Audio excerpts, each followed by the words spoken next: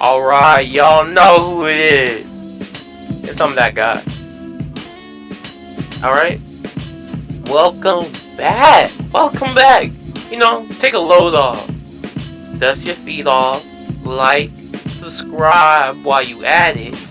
And make sure to follow me on all platforms. Alright? Make sure to follow me on all platforms. So let's get it started. You know?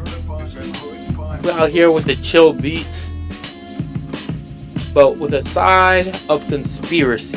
Alright? Are these beats to get us in a funky mood? Or is it for some other sinister reason? We're gonna answer that right now. We love conspiracy theories here on this channel, man. And we can't get enough of TikTok conspiracy theories. TikTok in particular got the juiciest ones. There's where the truth lies, you know? That TikTok, just like the time, something that has to do with the conspiracy. What I'm saying is that whoa. And for our co-host, unwilling co-host, we have Hughes, you know what I'm saying? So go sub up to Hughes, you know?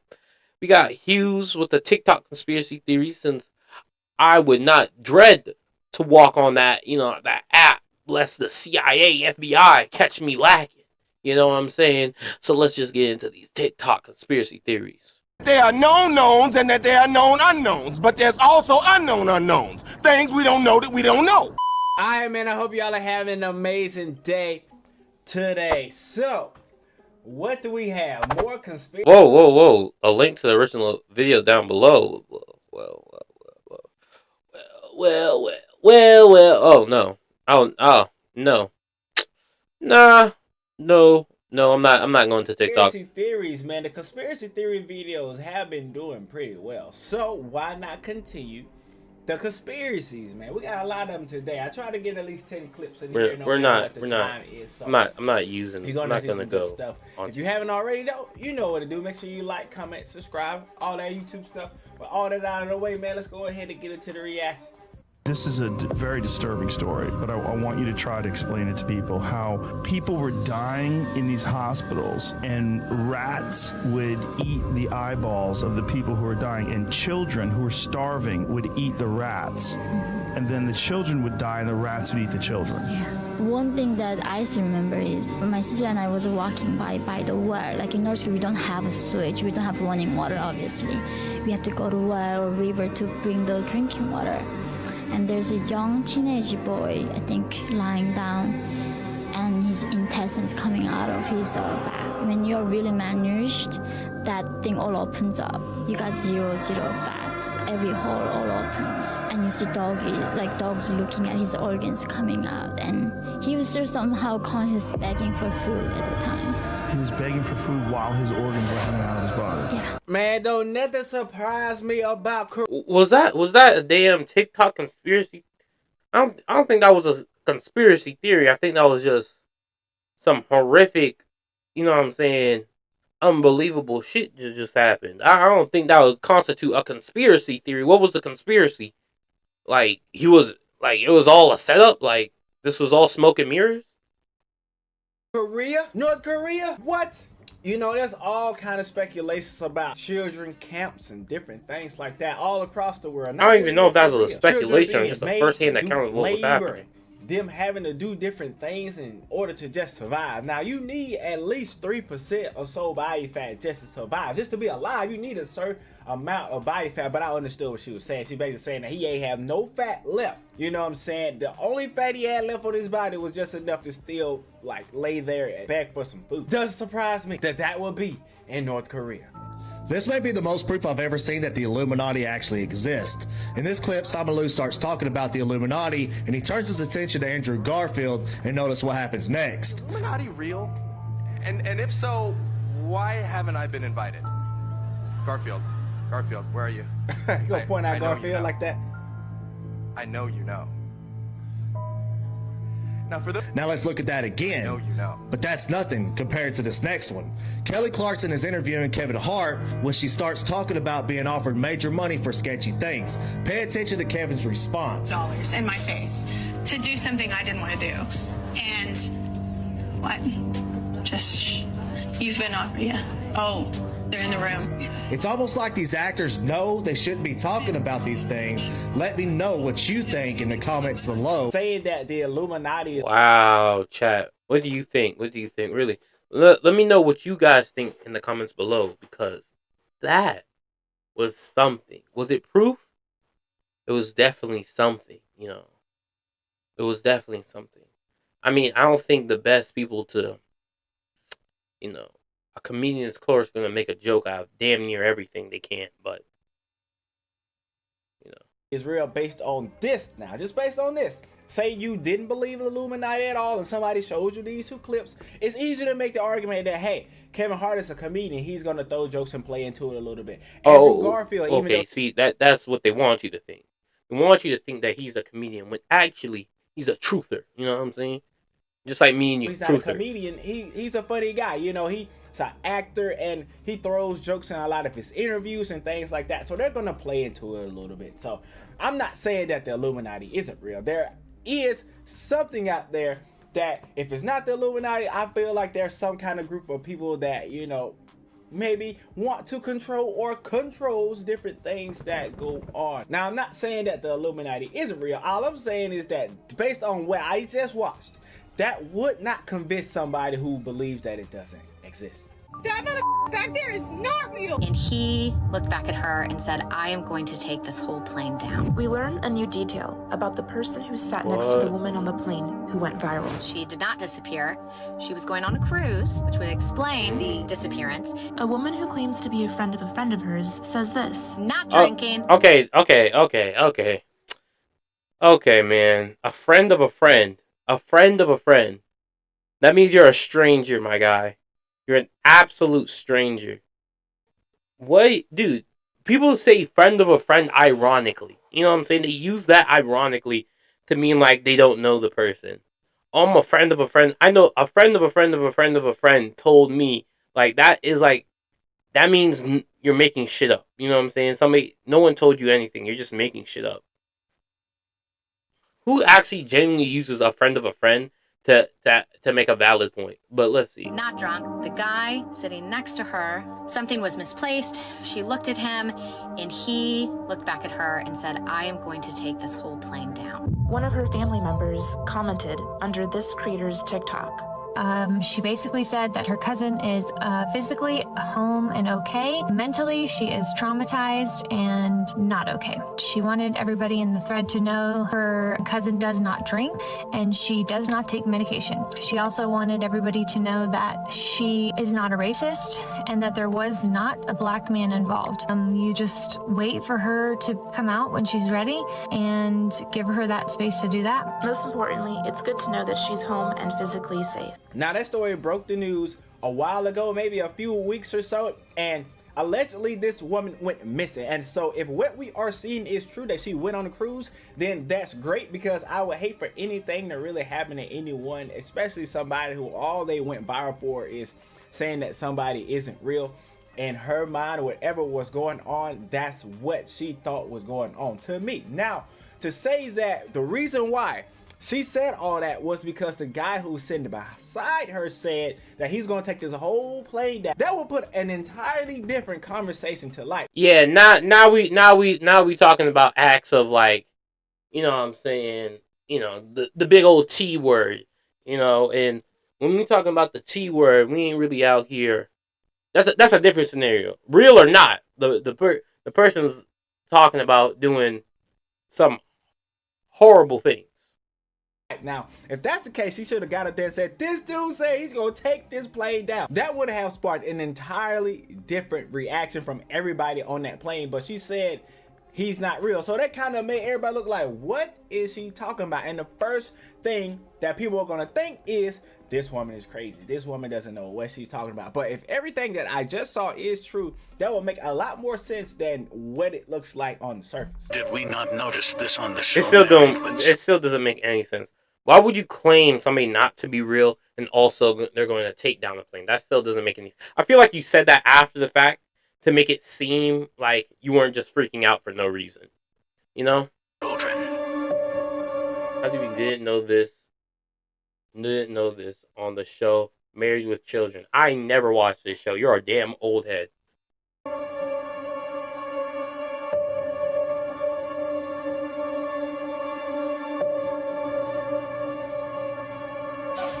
Excuse me. Aren't you Bruce Jenner? Wait a minute.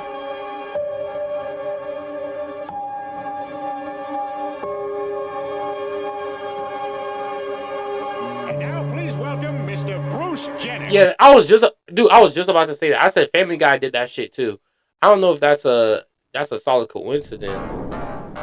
I mean, I think that's just a coincidence. I mean, I could be wrong. Bro, what am I doing? I'm speaking these lies, bro. Of course, it's not a coincidence.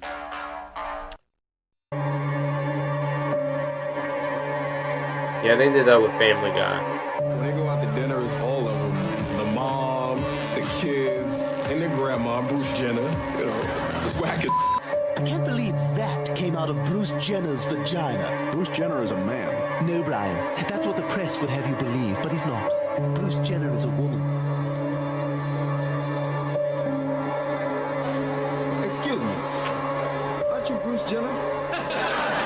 Never seen Married with Children, so I didn't know that happened. But I did watch That's what Family I'm Guy, saying. and a lot of times before Bruce transitioned, I saw those jokes beforehand, and I think this is one of the easiest ones that we will have in order to like come up with a solution or to come up with the reason why this is what it is. And the reason, in my honest opinion, why this is, the inner circles in Hollywood probably talked about this and the rumors spread. People started to talk about Bruce in a certain way, and this was probably not a secret to people in Hollywood or his inner circle. You know, people in Hollywood. Dude, I feel like, I don't know. I feel like, I don't even know why that became such a joke or a meme. You know what I'm saying? Bruce Jenner being trans, and then, you know, of course, he did become trans. They So would probably have like secret parties that they go to, and Bruce probably showed up Well, looking then, a certain I way mean- or acting a certain way, and people in Hollywood started to talk, and these people who started to talk started to tell somebody else, and that's where the information started to galvanize, and people just started to put two and two together. I feel like it was just that simple. I have a theory. What if life as that was a we very know it that was a very is one complicated answer for a simple situation. giant loop? As you see in a video, is of it zooming out from the Earth into the universe and the galaxies and everything like that. And we know that the smallest particle is an atom. So what if when you're zooming out, you're really zooming in? Because you're just one big, large body. When you break you down to your cells on a molecular level, you just get this reality again. Look at this video. Like a loop. Like, isn't that the Okay. How she's explaining it could sound kind of confusing, but I understand what she's trying to say. She's trying to say like you keep on zooming out, but you're gonna come back to the same spot. Like once you get out far enough, it's just gonna be like I zoom out. It's an optical illusion. Like you're not actually zooming out. You're just zooming back in to the smallest thing in the universe, which is an atom. Then you keep on doing that. You look like you're zooming out, but you're not zooming out. I understand what she's saying. I understand. If you don't understand, I don't know what to tell you, bro. Like, I really don't. I explain it the best I can. Watch this next part when they get out of, look at that. Nerves. Does that not look like nerves? How is that our universe? It is us. We I have no are idea. I don't, dude. the universe, literally. Dude. What is the most, dude? I don't know. I don't know if that's what the universe looks like, man. I'm gonna be 100%. That's crazy, though. That's crazy. Universe. But there's multiple universes. Are there multiple universes, or is it just one large thing, continuously and ever expanding in every direction?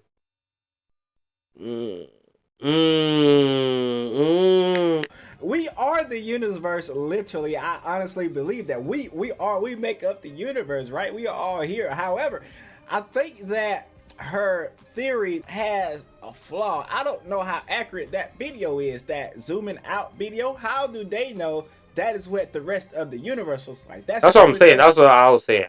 How do they know, like, that's what the rest of the unit, like, bro? Because that's just all speculation, really. that kind of messes this entire thing up. But maybe I'm wrong. You let me know if I am wrong. However, I don't necessarily know how accurate that video is, so it's hard for me to, you know, say that this is the possibility that could be going on at all. But I applaud her for thinking outside the box. Do you know that in reality, everyone is already dead? It's said that when a person dies, their brain stays alive for 7 long minutes. During this time, I the don't brain think so. recreates memories. I don't think so. I think when you die, it's like shutting off a TV, man. Replaying them in a dream. Gone.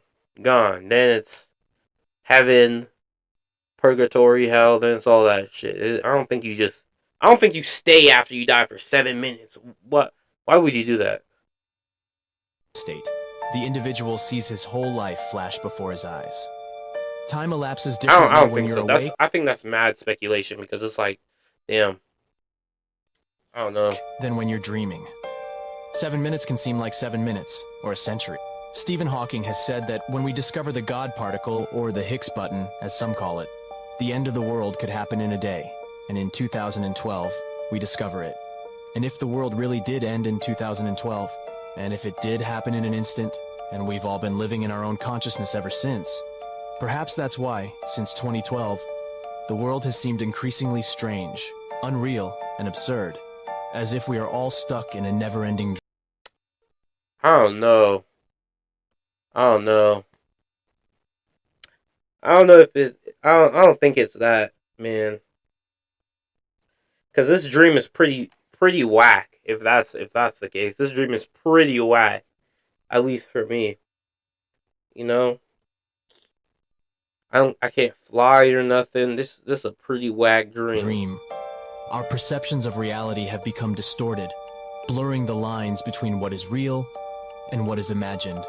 It's a perplexing thought that leaves us questioning the nature of our existence and the true boundaries of our consciousness.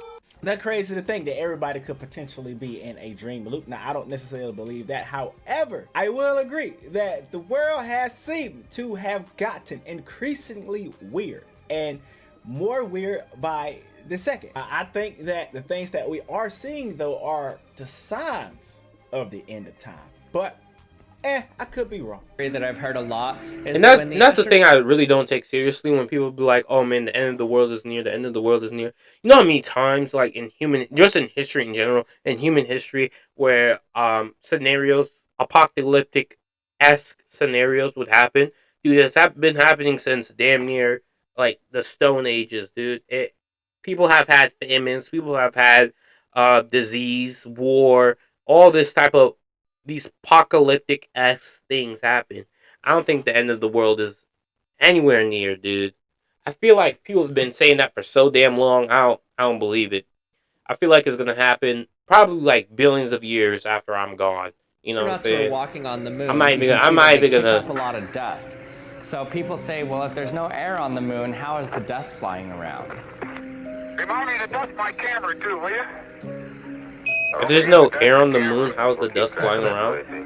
I thought people were just, I don't know.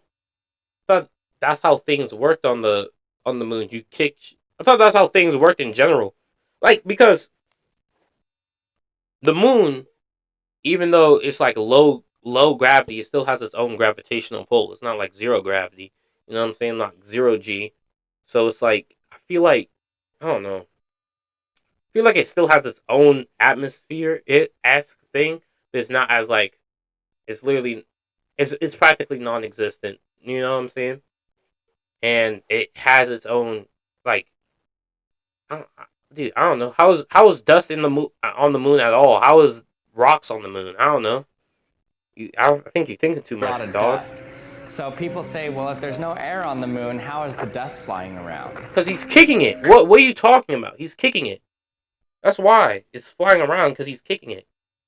Does dust need it? Like, if I kick something and there's no air around, I think it'll still fly around. Like, I create my own type of, you know, things fly in motion. I don't know. My camera too, will you? Don't forget to dust your camera. We'll keep track of that for you, see? I remember this low key. They thought that guy said puss. I don't know if he said it or not. It kind of does sound like it, but I don't think he would say that. Anyway, I would think that it would actually be the opposite. Like if you kick up some dust, say you got a meteor or something, and you like chop that off, and it should go flying, right? Am I thinking about that wrong? Dude, that's what I was thinking. I was literally thinking like that. I was literally thinking like, if it has low gravity, wouldn't it just fly everywhere and just like, you know what I'm saying? It's like, it's no gravity. It's gonna, like, once you kick it, it's just gonna start flying everywhere. You know, and that almost seems like the correct response there. I don't think I'm thinking about that wrong. I think with the moon landing, it's way more likely that we went to the moon, but that some of the footage is fake. Some squirrely footage. You ever see the video of them jumping around? It looks like they're on trampolines. Yeah, I've seen that. Watch this. Look at this. Watch these guys bounce up in the air. It's like they're on some sort of wire, like they're being yanked up into the air. Oh yeah. If you watch, like sometimes they're falling down, and when they're falling down, it looks like they get yanked back up. Like homeboy falls down, and then it looks like he gets yanked back up. Look at this. Whoops. Oh, he did not. That's not him standing up. Yeah, what is this? That's not him standing up. You can't stand up like that. Right, but you're on the moon. Okay, No, so you realize you're in no. 1/6 Earth's gravity. But there was nothing to make him go like this. Exactly. Right? You can't. Watch this You have again. to turn to your base to get up. You can't look at. There's nothing on the ground. How's he going to get the momentum? He's to getting go? yanked up. Like he would have super abs. He would have to be like a No, break you dancer. can't because. Okay, maybe a break dancer. Maybe a break dancer. But you can't get up without putting a base down, right? Yeah. Yeah. Yeah, that was really weird. It's I never very saw weird. it before. In And he only the had one press- foot on the ground there too. Right. Yeah. Oh, that's true. Look at this. Watch. So he stood up Woo, like. Look at that. It's ridiculous. You can't do it. What? His right foot's down. His left foot's up, and he just goes straight up in the air. It is that's crazy. Yeah, I don't know how that's possible. But I've never been in 1/6 Earth's gravity in either of you. No, so maybe it's Joe, easier it's to fake, do. dude. Can't stand up like that. You think that's You- fake? that Ben video. Askren says we never. I don't know. I see arguments where people say we went to the moon, we didn't go to the moon. I believe that we did, but I'm kind of like Rogan. I think some footage may be a little bit altered to make Yeah, things a because little bit people different. always be like, oh, they didn't have the technology to fake footage. I'm like, but they had the technology to go to the moon. I'm like, bro, realistically speaking, which one would be harder to come up with? Faking footage or just sending a rocket ship to the moon? Because honestly, if I was them, I would fake footage. Like, speaking realistically, if we're doing a space race to go to the moon, and basically it's just all propaganda anyway, it's like, it doesn't mean anything if you go to the moon, you know? You're not gonna do anything there. Dude, I would literally fake footage. I'll try to do the moon shit. The second that doesn't work, the second my first rocket goes up, explodes, second rocket goes up, explodes, third rocket goes up, explodes. I'm like, dude, just grab the camera and 3D this shit, dude. Just 3D this shit, dog. And then, like, if you actually watch the original moon landing footage, they're like, it's impossible to fake. Dude, that was the shittiest footage I've ever seen in my entire life, bro. Absolutely Bigfoot find. Won't believe what I found in my backyard. Look up in the sky. Red circle here. Top 3 things that the government can't explain. Scientists still can't explain. Like, those type of camera footage, man. It is absolutely abhorrent, bro. Absolutely abhorrent. 12 o'clock midnight. Damn. Grainy ass black and white, dude. It was so ass watching that shit. So, if you watch the original moon landing footage, it is absolute garbage. Do I think we have been to the moon since? I think so. I mean, we had enough time to head there. But honestly, I'm on the side of the moon landing being fake, because I think honestly it was easier to fake that grainy ass shitty footage than actually send somebody to the moon. And it's all propaganda anyway. You know what I'm saying? Why wouldn't you fake it? However, in that specific video right there, that almost looked like it was going in reverse. Like, you ever seen a reverse video when somebody says like, I bet y'all think I faked this video or something like that? It almost looked like that. Or, you know, maybe the gravity just caused you to move that way, because the gravity that they say is on the moon, you probably would be able to move like differently, like your body and stuff, you know, would be able to do all that. You would not need the same angle and the same amount of base that you would on Earth. It's almost midnight on May 1st Maybe. when a Las Vegas Metro police officer's body cam catches this, something flashing low in the sky. This is what I'm saying, bro. If you really look at the moon landing footage, bro, it's like this. It's that shitty, you won't believe what I found, you top 10 things that scientists still can't explain, Bigfoot in the woods, leprechaun in the field, chupacabra in my basement. Dude, it's like those type of videos, bro. Always ass. Red circle on the blurry image, bro. Goofy, bro. Absolute goober.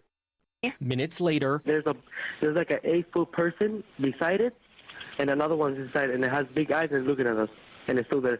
someone calls 911 reporting two large figures in their backyard. Oh my God. I was saying that shit as a joke. Obtaining another officer's video as he's sent to the Northwest Valley home.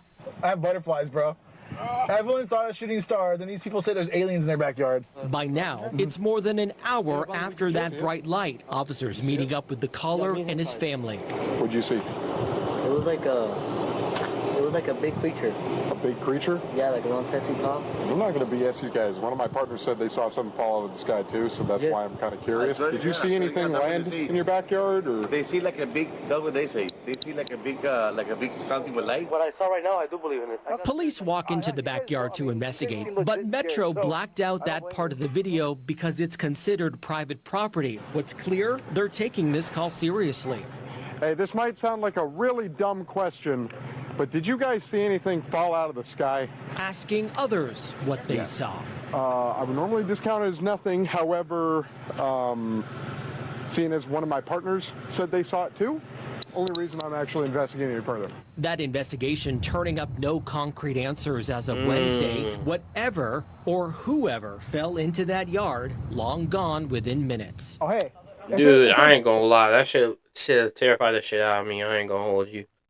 Dude, you walk in your backyard and you see some 8-foot behemoth just looking at you, just standing and looking at you. I'll be like, oh my God, bro. Are you serious? Are you dead? Like, bro, are you dead serious? My phone at 1%. This is the time you want to come. You want to come at, you want to fight me in the middle of the night. You're a pussy. You're a pussy. You don't even fight me with full eye visibility. Like, bro. I'm like, this is the time you want to fight me? Waking me up? Nah, you pussy for that. If those 9-foot beings come back, don't call us, all right? Deal with it yourself. I ain't dealing with that. I'm more upset that they didn't get no footage. You got no proof of what you saw. But either way, I feel like even though they didn't get any footage, that shit's still more believable than having footage. You know what I'm saying? Chat, you may think I'm crazy for that, but I swear to you, I would believe somebody's word of mouth before I believe unless it was like a camera recording just the house, like a surveillance camera. Dude, anytime somebody has their phone and starts recording some shit, it just I don't know. It kind of throws credibility out the window, bro. Because it's like, why of all things you'd be doing at nighttime, you're recording, bro? Why? Why are you just recording your backyard? Just because? Just because you felt like it? That's what you do on your daily basis? You go in the backyard, start recording. I'm like, bro, come on, man. Potentially maybe saw a shadow or something. I don't necessarily believe that they saw something standing up, because everybody nowadays, if you see something that looks straight, the first thing that you're gonna do is do this right here. Hell no.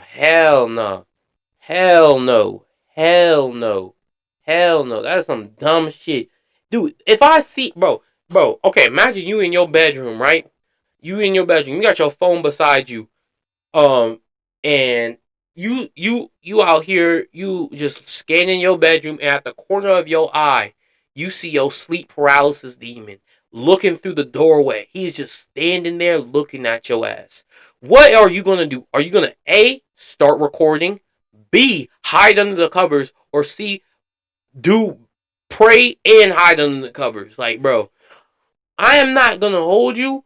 Dude, if I'm in my bed 12 o'clock at night and I wake up and the first thing I see out through my doorway is the sleep paralysis monster, bro, I am not recording, bro. I am shitting myself. I am hiding. Why would I record? So this dude can snap my neck? I am not doing that, bro.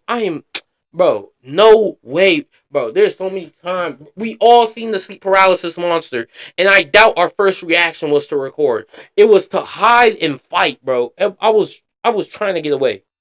This is right here. It's a I really don't believe recordings, bro. I really don't believe recordings because it's like, why of all things? Because human nature is this is simple. Animal nature, human nature. It's to fight, hide, or run. You know what I'm saying? It's to fight. Is to find any solution, the easiest solution, the most realistic solution to get away from danger. If you saw an 8-foot being standing in your backyard and you literally thought there was a threat, some type of danger, you know what I'm saying? I feel like it's more realistic to hide inside your house and call the police than to go outside and start recording. Are you dumb? Are you dumb? Are you dumb? Why would you go outside and start recording? And suppose that shit was real. Now the dude, like, bro, now he gonna be on the missing posters list. Ain't never gonna be found. I do not believe that, dude. I literally don't. I don't believe that argument. Why would that be the first? And if that's the first thing you're doing, bro, your survival instincts are absolute shit. I ain't gonna hold you. I pray for you. I pray that you don't encounter anything of an actual threat. You know what I'm saying? I pray, because the day you do is a game over. Is actually game over. Your first thing is to record, and then hopefully the first thing you're doing is recording, and then hopefully in the back of your head, hopefully you can get out of this situation so you can go and post it. That's the hope. That's the mindset you going through. That's what's going through your head, man. After I'm done doing this recording, I'm gonna go and post it, add all the hashtags and whatever the shit. Post this on my TikTok, YouTube, Instagram. I'm gonna get hella likes. That's the first thing. Cause, dude, who records and does it? The only reason I'm recording right now is so y'all can have something to watch, entertainment, dude. If I'm in a dangerous situation, I'm not recording. I bet, dude. I'm on vacation like last week. I didn't record I barely recorded any of it, bro. You know why? Because I just have fun. I literally just have fun. Like, when I'm having fun, I do not record. I'm going to be honest. I barely take pictures. I do not record. It is, like, rare. It will be rare. Absolutely rare to see me, like, recording something while I'm having fun. And most of the time, somebody reminds me to do it. Bro. Dude, it is so weird for me that people always trying to disprove other religions and then wondering why people be getting pissed off and shit. Like, dude, stop doing that shit. Why are you trying to disprove a religion? What is your life, actually? Why Wagner? Dude. It's so lame. Such a lame thing to do. Cringe. Cringe. Cringe. Let's see what Jubilee's up to. You know, I do have a lineup. I have some other, you know, you saw other TikTok conspiracy theories. I'm Antifa. Dude, you gotta be the loseriest loser of ever, bro. I'm anti-fascist. Like, who the hell is pro-fascist? Except, like, you know, losers of the same category. Of the same category, just a different, like, I don't know. Ranking by skin tone. What do you mean? What do you mean? How is this ranking by skin? Are we doing most melanin? Okay, we're doing lightest to darkest. Okay, let's see, chat. I mean, I can obviously see what, So, you know, the what chicken skin tone sandwich, there right? are. It's really fire, obviously. But there are two main options. One is Chick-fil-A, and one is Popeyes. Yeah, if you pick Popeyes, move to the left-hand side, and if you like Chick-fil-A, maybe move to the right-hand side. Yeah, I mean, that was a pretty solid, foolproof plan right there. That actually might have been 200 IQ, honestly. Honestly, dude. Stop giving these dudes ideas, because that's how they're going to do us, bro. That's how they're going to do us. They're like, if you guys, whoever would choose Popeyes over Chick-fil-A, go on this side. And whoever choose Chick-fil-A over Popeyes, go on this. And guess what? That's how they're going to get us, bro. That's how we're going to get us. Because we know damn well we're all going to choose Popeyes over Chick-fil-A. Hi, I'm Kat Ariel. I'm 24 years old. Hi, I'm Isabella, and I'm 24 years old. Hi, I'm Alexander, and I'm 25 years old. Wait, was she mute? Why didn't the black girl main speak? options. One is Chick-fil-A, and one. I'm Kat Ariel. I'm 24 years old. Hi, I'm Isabella. And Dude, why didn't she speak? I'm 24 years old. I'm Alexander. I'm Bro. 25 years old. Hi, Racial. I'm Monia, and I'm 24 years old. Oh yeah. Oh, they skipped over her. Oh, they probably forgot. There's somebody else in there. Hi, I'm Rebecca, and I'm 19 years old. Hi, I'm Jaslyn, and I'm 20 years old. Dude, stop doing this skip shit. What is that? They probably had to do it because somebody fucked up the order, man. I was just purely trying to go off of voice. Initially, I just wanted to sort it as Dude, it's hard to go off voice. black and then everyone else. So Literally. I think That's how you have the to girl do it. to my left has to go more towards the left for darker. I hear an accent, so I think that it's like Middle Eastern, like Indian possibly. So we can put her at number 4 if you want. Just right dab in the middle. Yeah, she could go 4. She out here. You out here happy, huh? The way you speak reminds me of certain like AAVE kind of sound patterns that we see in linguistics. So Hold on. No, she got the British accent. This is the problem with you know what I'm saying? You throwing people off now. like you could be darker. So I don't know if that's you just stay where you are or if you have to move. Bro, but you know your own skin color. You know your own skin color. So you have to be 100% realistic with yourself. Like, I know my own skin color. Unless, I don't know in this scenario. You would have to, I would instantly put myself maybe second or first. You know what I'm saying? Because I know I'm pretty dark. You know what I'm saying? I'm a pretty dark dude, you know. But, like, bro, let's not pretend like we don't know, like, what. Like, I understand because it could be somebody darker, but if you're darker than me, you're blurple. You know what I'm saying? At that point, it's just like I also do have like you're actually the superior African. I can't blame you. so it's like I'm not gonna lie, I was kind of expecting it. Pierre, I believe, has a very French-sounding name. I would say he should switch his spot with me. Pierre. Remind me of your name. The one with No, the accent that's too dude, this is how you do it. This is how you do it. Say your last name, bro. Say your last name, bro. If you're African, it's gonna give it away, bro. It's literally gonna give it away. Am I right? And then we just send you all the way to the front. I'm very familiar with a lot of people with a similar accent, and the area is diverse for sure, but I'm sensing that she might be a little lighter skinned, actually. So yeah, maybe one over. I had a little icebreaking question.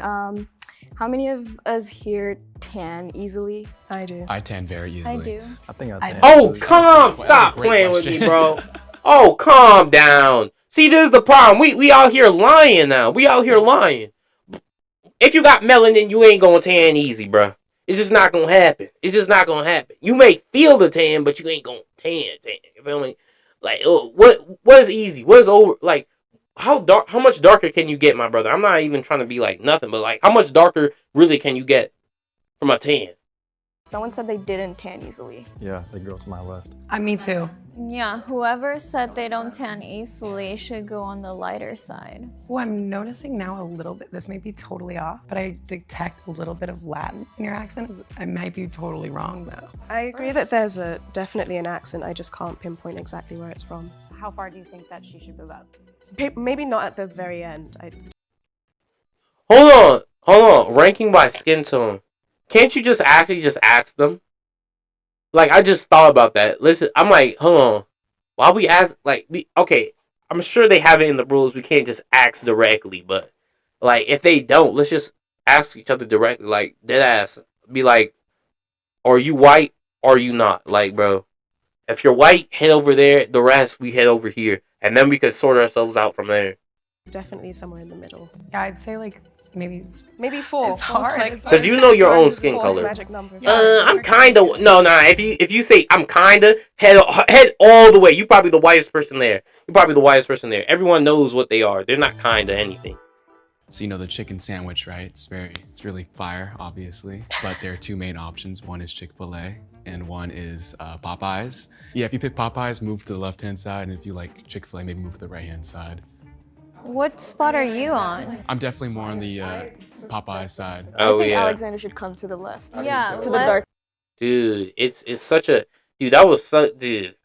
Y'all might say, "Oh, that's racist." No, that was such a. I ain't gonna lie.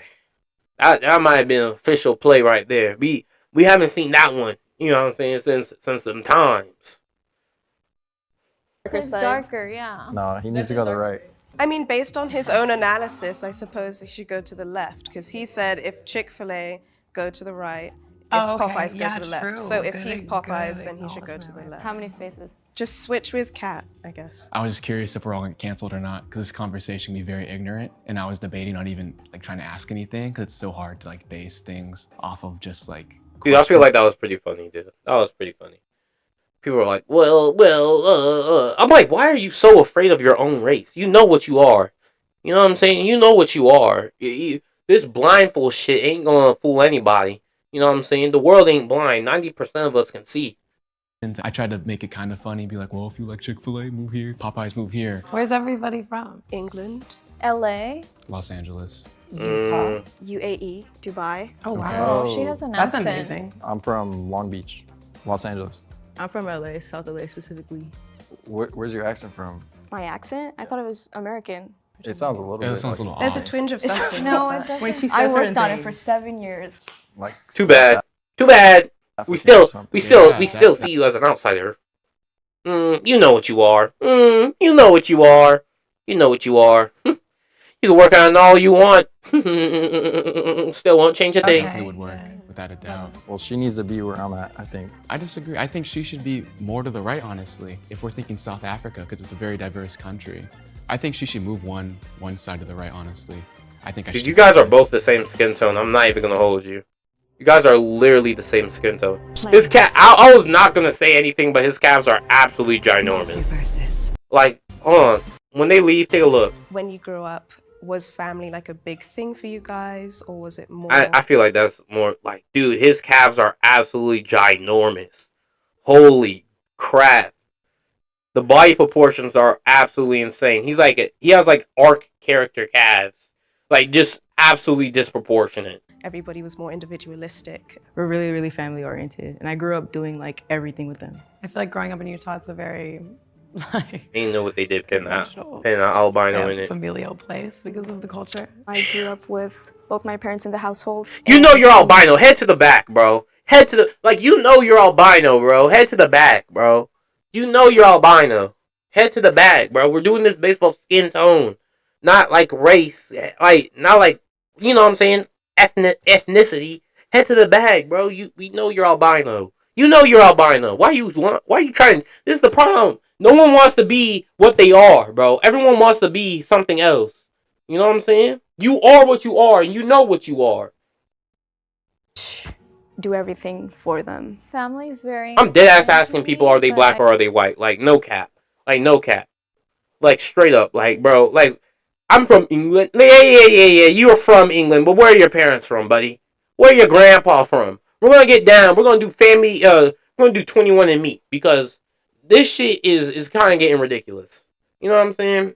We try and guess. The Popeyes and the Chick-fil-A thing was probably the best guess. Best solution we have thus far. I grew up with a single mom. Ronnie, did that change anything for you? I mean, the single mom comment was interesting, but it's hard to say exactly what it evokes because obviously the stereotype is there are more broken families stereotypically in darker skinned communities. Black people. Don't say darker skinned black people. We know what we're talking about. We're talking about black people. Jesus. Y'all are really trying to tiptoe. You're black. Why are you trying to tiptoe around that? You're not like you know what I'm saying? You're not no white person saying this shit. You're black. Say it. You're black. Who cares? Homes in like lighter skin communities. Lighter skin white people. That's what we're talking about. Black and white people. We're not talking about lighter skin. The light skins. You know what I'm saying? In the dark skins. Hell no. On that you pointed out that I think you have to be a little more on my left. Yes, I was just gonna say that as well. I feel like Ronnie, you might want to move down like two Okay, spaces. so where Jaslyn is right now? Yeah. Okay. When did you guys first become aware Why are you disgusted by that? differences in skin tone? My family's like pretty liberal, so we're very living in such a conservative state. I feel like I was taught very early on, or like learning about the differences and how we're treated and stuff pretty young, because my family is pretty passionate about equality. She definitely needs that spot. That's her spot. Can we all agree? Let's all agree to not move. Nah, bro. You come on, bro. But you know you albino, bro. Like Daz, like be for real with me, bro. You out here trying to trick people, acting like you the darkest skinned people. Like, is this lying? Are we just trying to make sure people can't figure out what race we are, or what is the actual goal? Yeah. She belongs there for sure. Yeah. The relationship with my skin tone to like myself personally, I never felt insecure about it, but I definitely felt it. I think it's like exhaustion. I don't want to have to explain who my parents are like to like random strangers. Everything's always racial all the time, like when it comes to me, and it's really exhausting. I realized. Dude, you're albino, like, bro. She's a black person with albinism. You know what I'm saying? It's how, dude. I don't know. I feel like I understand where she's. I feel like I can. I don't know, not understand because I'm not albino, but you know, I can kind of like I can see where she's coming from. You know what I'm saying? Like people always asking her, and it's just just ignorant ass American ass shit. You know what I'm saying? Americans always like, oh, well, that did like they don't know what the fucking they don't know shit about anything. Like, dude, albinism, like. Pretty young. I come from a country where colorism is still existent to this day. Racism. Growing up, it was the media representation that. They always say colorism. It's like colorism is just darker, like basically darker skinned people being racist against other even more darker skinned people. Like we're not like you. We're a lighter shade of black. All right, you're gonna sit in the back of the bus with the rest of us, so you might as well just join the club. Really made me feel like I'm not the standard. So we might have to. Yeah, I want to move her. I want to move her down to like next to me, probably, or something like that. Let's go and talk about what everyone's hair type is. I have curly hair. I have straight hair. I have wavy hair. I have wavy curly hair. I have curly hair. Straight hair. Mine's also wavy to curly. Pierre, you kind of give up. So you play soccer and you're from Long Beach. You give up Latino vibes, bro. I don't know. I was gonna say. Spot on. Get him to the back. It's throwing me off. Wait, what's Throw him your to the favorite back. team, Pierre? Real Madrid. Oh, Yeah. Yep. To the back. Classic Mexican answer. Yeah, right. Classic Mexican answer. Come on, man. Real Madrid. Alex should switch. Get a real team, bro. Man. Get a real team for once in your life. No one's business. Real What was Madrid. everyone's experiences and where they grew up? How did Everyone like. Even though he's not playing on that perceived. team. Like, what was it like Sweet. Like, come on, bro. Grow up. interacting with others? I look very different from most people. I get a lot of questions like, oh, what's your ethnicity? Where are you from? Oh, is that your mom? Oh, is that your dad? Right? You belong here. I think. My circumstances are pretty unique. Growing up, it was constantly mentioned, my skin tone and. Dude, your skin. No, come on. Stop playing with me. Stop playing. Ain't nobody measuring Isabella. Isabella, no one's talking about your skin tone. Who? Dude, I just have to reverse because this man got some giant ass calves. Like his socks are gonna burst. Like they're tearing at the seams every time he walks. Mom, oh, is that your dad? Right? You belong here. Damn, bro. My circumstances are pretty Was he unique. bred with a damn horse? Why he got such huge calves? Growing up, it was constantly mentioned, my skin tone and what I looked like. And yeah, it was a big topic of conversation for sure. Yeah, it was. How white people be killing me with this bullshit, bro. Stop lying. Why you guys gotta lie? Why is everyone lying, bro? Why is everyone lying? Chat, can you like honestly speaking, we have an albino person pretending like she's the darkest fruit in the basket, bro. We got a black person that's trying to trick everyone to make it seem like she's not black. You know what I'm saying? We got a Latino person that obviously doesn't give a fuck what people think. You know what I'm saying? He's the only real one on the team. You know what I'm saying? He's like, shit. You know what I'm saying? You caught me red-handed. I got the corona in my hand. You know what I'm saying? You caught me, bro. But he's the only real one. And then you got half of these other people trying to be phonies, bro. Trying to be fake. You know what I'm saying? Got the white girl out here talking about something. Yeah, man. Skin tone was a big topic in my house. Everyone would ask me. You know what I'm saying? Well, I'm like, no, let's dive deep in. What kind of questions would they ask you about your skin tone? Huh? I don't know what questions I would ask a white person about their skin tone. Y'all get sunburned easily. Y'all worry about skin cancer and shit like that. Like, bro, I don't know what am I asking you? There's nothing to ask you, bro. Do you have freckles? Yes.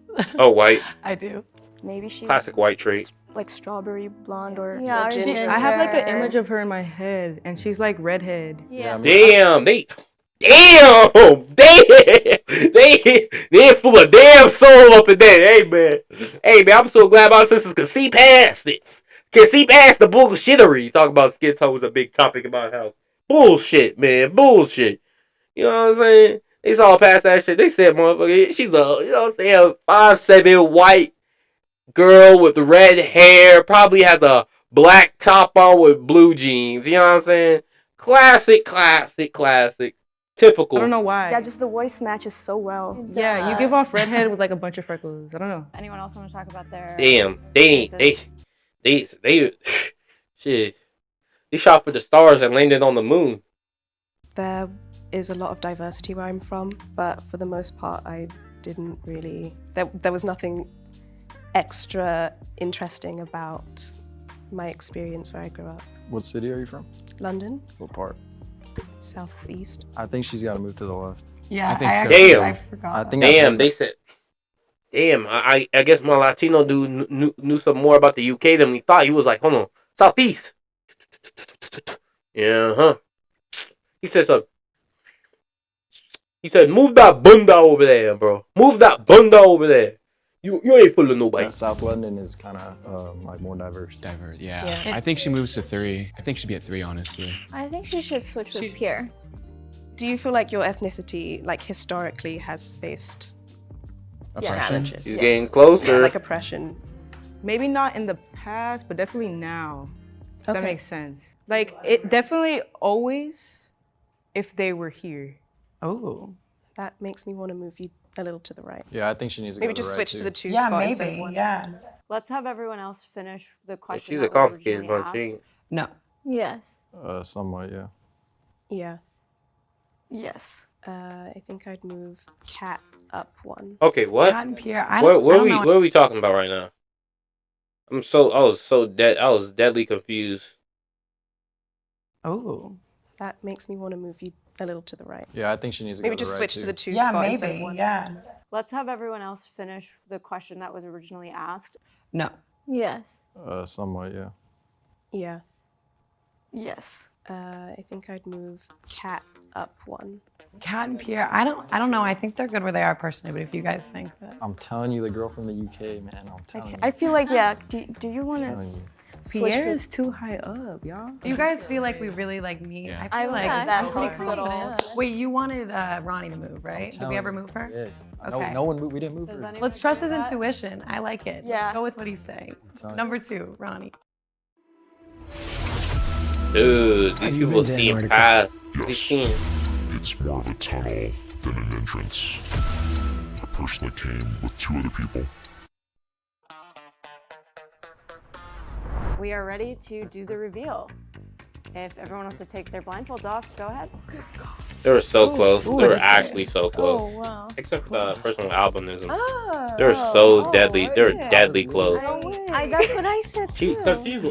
She's just a black person with You have the albinism. red So you hair. were. Yeah, I do. Freckles, red hair. You got it. I knew it. See. You got it. I was honestly expecting to see more darker skinned people, but surprise, surprise, like I was on second. It was cool to see all these different backgrounds as well. Everyone was very diverse. Dude, guys you wanna got now a rearrange huge yourselves cast. based on What do your you actual do? skin tone? What does a man do every day? Sure. Climb hills, man? Pierre was right.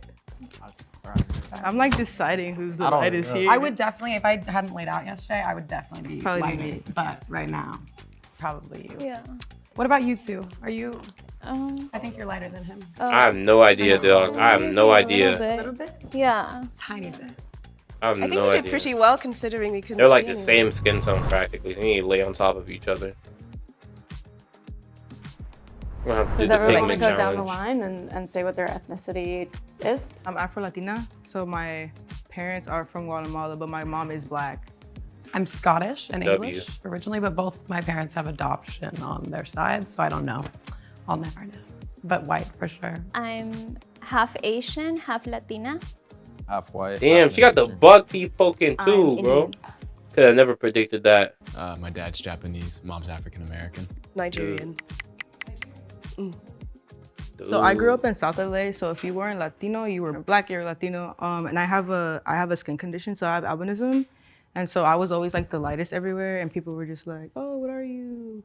Even outside of my own community, it's like, "What are you?" Because I'm not like pigmented at all. Beautiful. Is Yeah. what you are. Thank you. Thank you. When I was in 6th grade, the Gingers Have No Souls thing came out. Oh, no. So Dude, I remember that shit. Oh my gosh, that was the funniest shit in the world, dude. I ain't gonna lie. Nah, it wasn't really that funny, but it was kind of funny. You know what I'm saying? It wasn't really that funny. It was kind of funny though. Definitely kind of.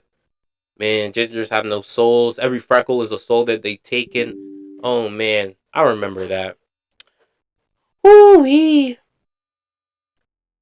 It was kind of funny. I was always definitely like, I wasn't necessarily bullied, but being a ginger was a topic of conversation, like growing up for sure. Systematically, obviously, I was not impacted because as a white person, unfortunately in America, that's kind of the way it goes. So like I definitely was impacted, but not to the extent that I could have been, you know? Just socially. Yeah, exactly. I was born in India, but I moved to the UAE like right after. And colorism, like I said, is really persistent in my country. So I'm not Oh on the yeah, brightest she end said of the spectrum colorism. No, they're racist as hell. But in my country, but I'm like middle. I knew like when I looked at her, I was like, man, I know she's Indian, right? I know Indians sometimes can be a little racist. You know what I'm saying? A lot racist sometimes. But in the UAE, come on now, bro, a lot racist. A hell of a lot racist. Bleaching is huge. Damn near the Wait, Confederacy bleaching is over there. huge? They have like lotion and Yeah, skin I've heard of it, cares but I with, didn't like, know that that was, like, bleaching. a yeah. thing. And Make you I used bleach to your use skin. that, like just like random Damn. lotion, Yeah. not knowing anything. Like we have Bollywood, right? And you see all these actresses Oh, that light are skin. Martha mostly Shields. light skinned. So when you see like lighter skinned people like being Yeah, those are, like, glorified, fake you Indians, yeah. automatically start to think you're not. Basically, You know, Yeah, the fake for it. sure. Like, bro, So for me, sellout it's Indians. very Come on now. interesting because I moved around a lot. Growing up in LA, I knew I was different, but it didn't really affect me all that much. I just knew I had a black mom and an Asian dad. But when I moved Yeah, to damn horse Texas, has a when I moved to brother, the as South, we can see right here by your damn calves. Holy shit! You had a horse as an uncle or some shit. I'm like, "Roar." That's your uncle right there, boy. You got some big ass calves. Boy, I ain't gonna lie. You get in the fight with this bro, and he gets a kick in. Shit, bro, it's gonna be like a Mortal Kombat X, right? He gonna pack your shit in. Don't let him stomp you out. Shit. He gonna be at the funeral. You gonna be at the funeral in a size 12 box. I ain't gonna hold you. He gonna put you in a damn coffin. You know what I'm saying? He gonna have them foam runners as your damn fucking last things you see, bro. it was the first time it's called like the N word or like, which Exactly, is yeah, a it's derogatory really- term it's- too. What? I guess he only said the N word. I was like, they you know, I was about to say they censored the N word, but they censored Jap. Dude, that's kind of crazy. Jap. I feel like there's worse things you could call an Asian. I feel like they get a little. I feel like they were going a little. You're kind of going with the salt when it came with the insults. Like calling somebody the N word is kind of going with the, the basic shit. You know what I'm saying? You're just calling somebody like the But basic like I said, Betty you shit. know, I just accept it, and there are definitely pros and cons to how I look. I have a really interesting experience with I race know the because, pro I was mean, I having did notice huge some ass things. I was calves. like, oh my gosh, all the boys in school like the lighter girls. Wow, that's like interesting. To kind of put it bluntly, it was like I moved to America and was told to feel oppressed. And again, it's like it wasn't white people telling me all of these things. It was black people telling me all of these things, and that was really interesting. And I felt really like, why? Yeah, because it's like, damn. You just came over to veteran difficulty, my boy. Prepare for your life to change. do you guys want me to fail, or why do you guys want me to think? Oh yeah, we don't want you to fail. We're telling you what's going to happen. We're getting you mentally prepared. So when you do, it's not a damn surprise. You know what I'm saying? It's not. Oh, why did they choose Becky over me for the promotion? We told you.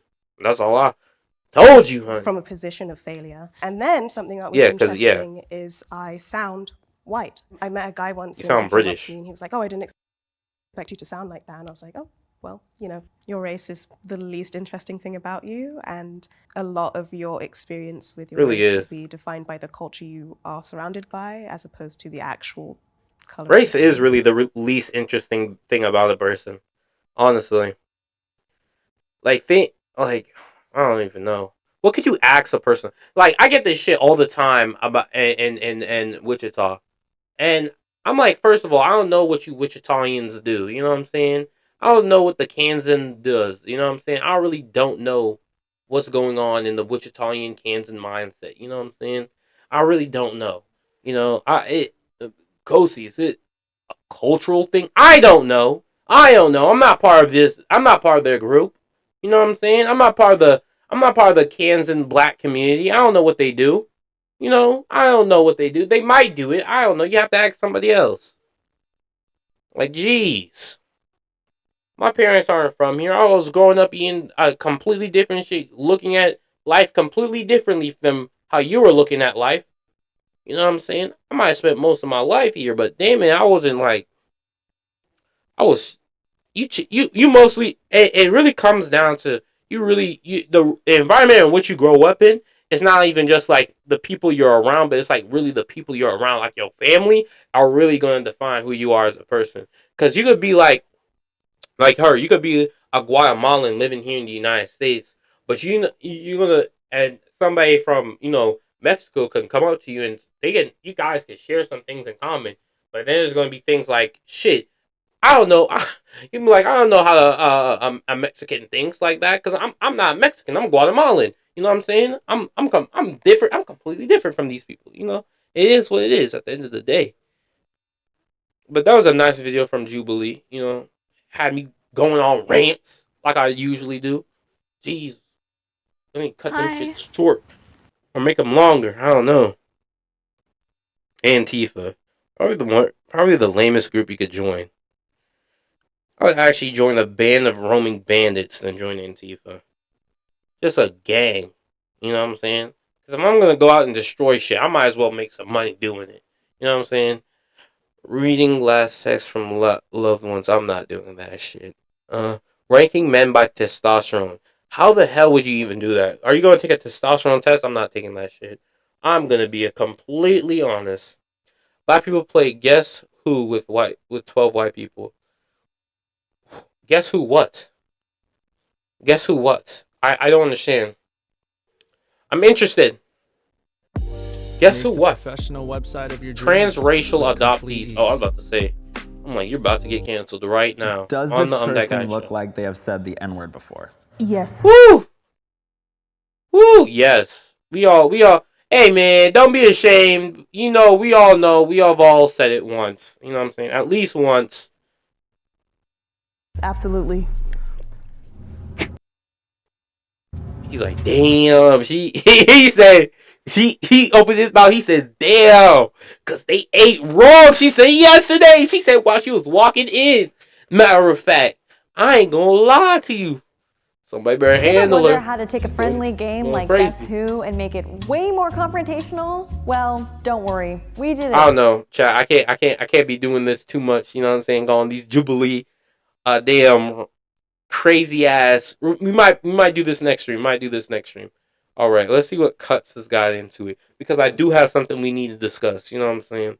Something on the news, something that's actually happening. Send a nude, yeah. Classic Cuts. You know. Cuts is basically like OnlyFans on YouTube. I'm not even gonna hold you. They're actually like OnlyFans on YouTube. Guess who's polyamorous? Like, you see what I'm saying? Blind date. They're basically polyamorous for YouTube. Like OnlyFans for YouTube. Neurodivergent people speed date. I don't even know what the hell that means. I'm not even gonna lie. What is your hot take? Keep it 100. A hot take. Let's see what their hot takes Tell me are. a controversial opinion. Oh no, I already seen this. I'm not watching it again. Chat. Does race matter when it comes to dating? Not really. Not really for me. A date is a date. It's not really going to lead into anywhere if I don't want it to. So, no.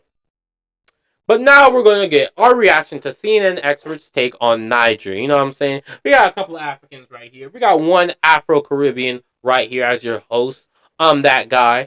But we're going to go to the news. To the news, chat. Kill. We got my... You're on the news with... that guy. Me. And we're going to be heading straight to the news. So we're here with our boys.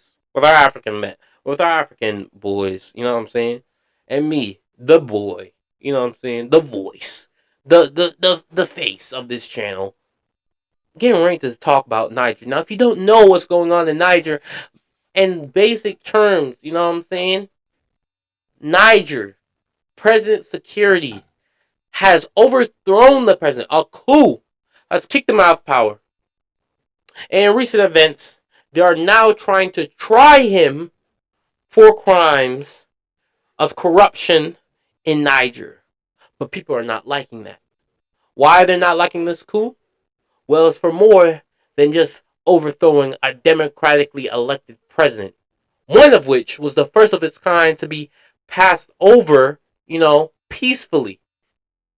It's first time in this country's history have they had a peaceful democratic process from one president to another. And he was overthrown in a coup and now is being tried in Niger.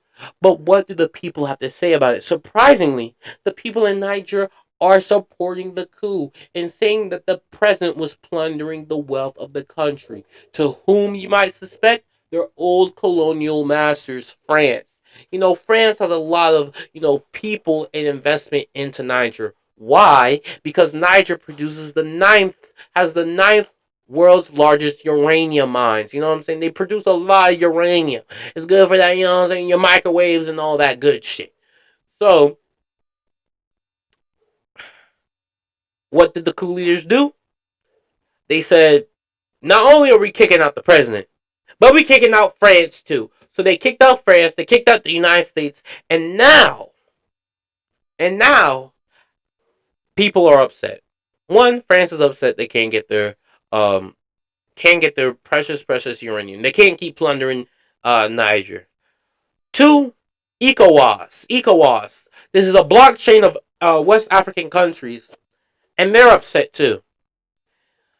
And because not only is Niger a good economic partner, they were supposed to be a block in the Sahel. The Sahel is a vast desert, and in every country in the Sahel, and Niger was the exception until recently, there are military dictatorships ruling in those countries.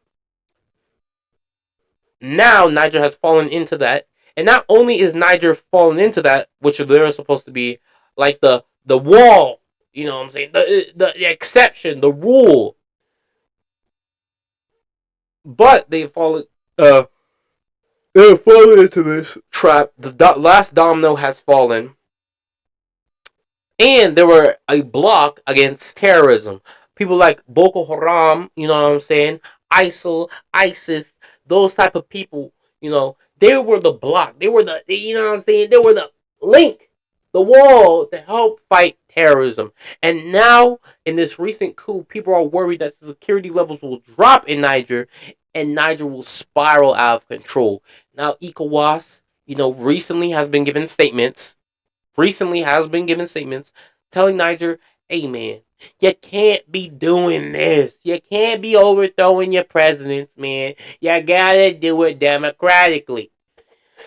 And Niger said, well, the men didn't have guns.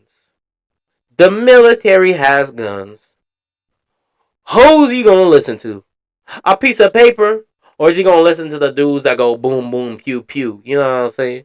So now we're here in present day where ECOWAS has said, if you don't leave, we're going to cause a ruckus. You know what I'm saying? But that time has expired. That was supposed to be for last Sunday. They were supposed to go in there, SEAL Team 6 it up. Tell the people, now you're free from this military dictatorship. And leave. You know what I'm saying? And once again, another successful intervention. Like all interventions that go around the world, nothing happens and nothing goes wrong and everyone lives in peace and harmony and eats cake,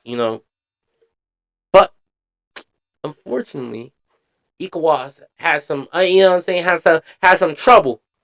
Because when they did say, hey man, I'm gonna come in there and cause a ruckus, Mali and Burkina Faso said, well, if you're gonna come in here and cause a ruckus, if you're gonna pick on my brother, you gotta pick on all of us. If you don't know, Burkina Faso and Mali have military dictatorships, and you might wonder why haven't ECOWAS gone in there. Well, ECOWAS has gone into Burkina Faso. You know what I'm saying? Has. How successful that was? Well, not very, because as you can see right here, they're siding with their military partner. And it makes sense because they don't want, if they see one person fall, they're going to be like, well, they're just going to come after the rest of us. So it's not looking good for ECOWAS right now. It's not looking good. You don't want half of your, you know what I'm saying, your team players to be like, no, we're going to support the military dictatorship. Do I think there's going to be an intervention? I don't think so. But let's see what they have to say. The coup in Niger. Now we're going to explore the reactions of CNN, see who they've decided to bring on, how they react to this, how they analyze the news, and react to their reaction. Let's get into it. There are some people who do support President Bazoum in Niger, but you have a lot of people who would rather have a military takeover, would rather have the democratically elected president ousted if it means undoing its ties to its former colonial power. That's what people would rather, which I find fascinating. When she says she finds it fascinating, she means completely shocking. Completely shocking that, you know, the desire to untangle yourself from, when is it, 1960 Niger got independence. We're now in 2023. So 63 years of post-colonial, you know, subjugation by the former colonial power. You know, the idea that the Nigerians would want to move away from this is completely, what did she use? Shocking. Shocking. No, she said she finds it fascinating. Fascinating. They want to break the yoke. So people who've been chained all this time, and when the moment they break the chain is fascinating. Like, it should be expected. Yeah. Actually, it should be fascinating that it has taken this long, maybe. Yes, exactly. It's also fascinating that, you know, 63 years on, 2/3 of people from Niger have no access to electricity. It's also fascinating that, you know, 1/3 of their uranium supplied to France is from Niger, but it's the second poorest country in the world.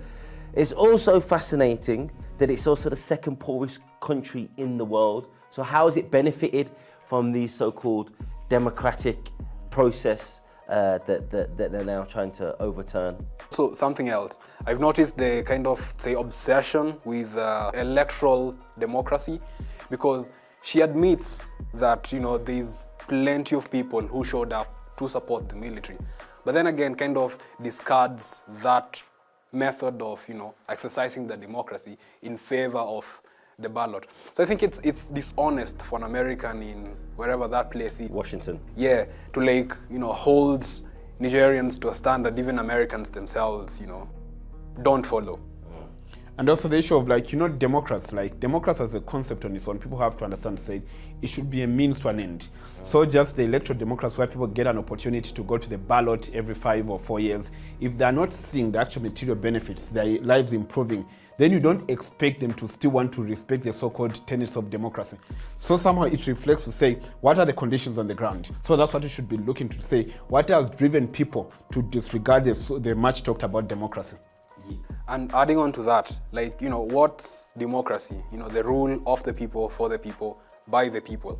When a government, you know, signs deals that give away the country's resources for almost nothing to France, the people don't benefit it. That's not a government for the people. Yeah. So, you know, in a way, that's not democracy. But when people come and, you know, express their desire to see France leave, and you have the military exercising the will of the people, that sounds like more of democracy than showing up to the ballot every 5 years, as Nzala has said. Yeah, it's bourgeoisie democracy, and, you know, you can't eat the ballot paper.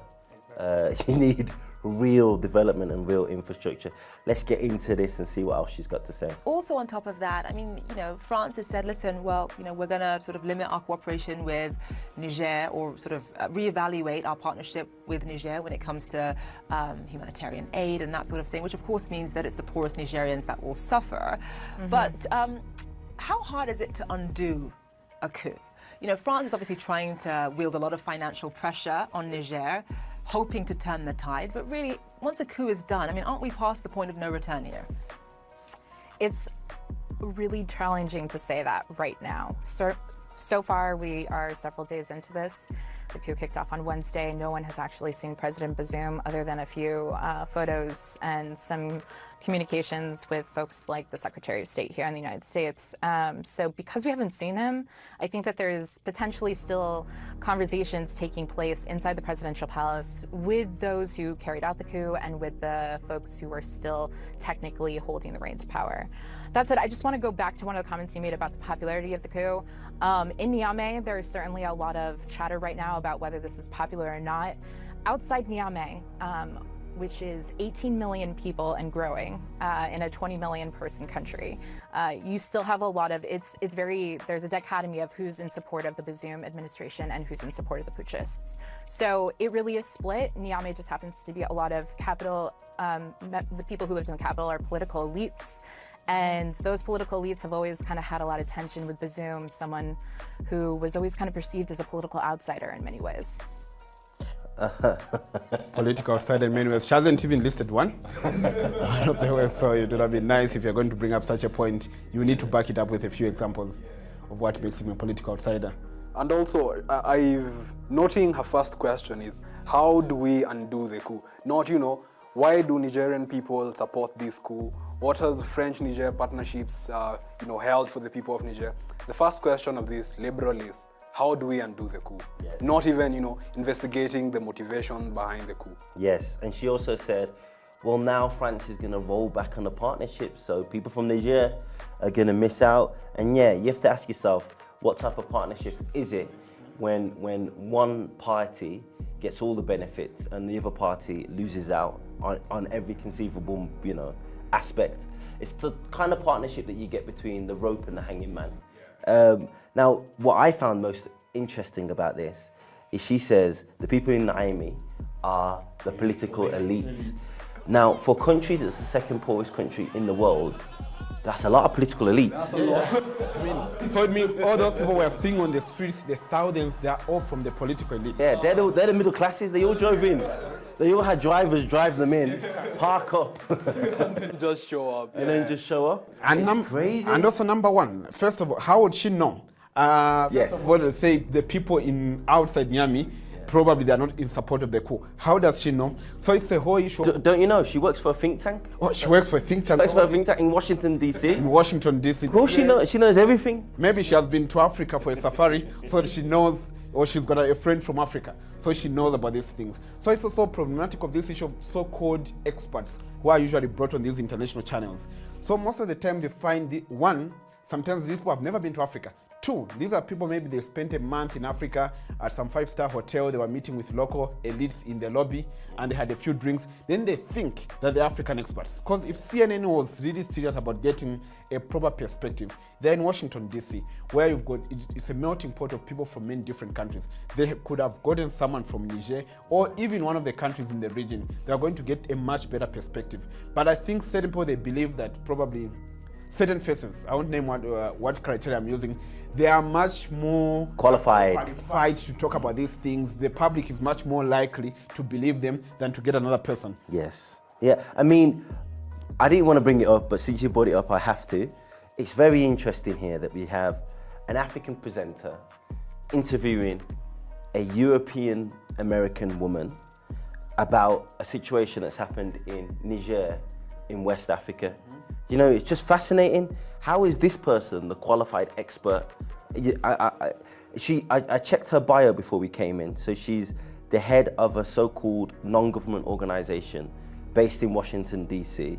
I have my suspicion that it's not really non-government organization and it has many links to the government, but who knows, I could be proven wrong. Let's watch the rest of this video and find out. Okay, that's interesting. So it's mostly in the capital, Niamey, where we're seeing a So lot of far. the coup supporters. Fine. Okay, that's a good point that you just made there. So we're also seeing in the capital, in Niamey, where we're getting a lot of the pictures from, a lot of people waving Russian flags. I mean, there does seem to be a sort of pivot happening among some people away from France and I guess the United States as well. Obviously, we're talking about France here, and a pivot towards Russia. Russia's obviously going to want to capitalize on the instability. What will they want from Niger in return? This is obviously a country that is rich in resources, especially when it comes to uranium. And their upcoming oil production, which is supposed to boom, although that might be on hold given the coup. just on that. Do you hear the way she said that? Well, now you know that the oil production is going to stop because of the coup. Are you guys sure you want to continue on this path? Just the way that they. No, they're not. Well, it's not. When it comes to money, cool or not, they're gonna still build them oil factories.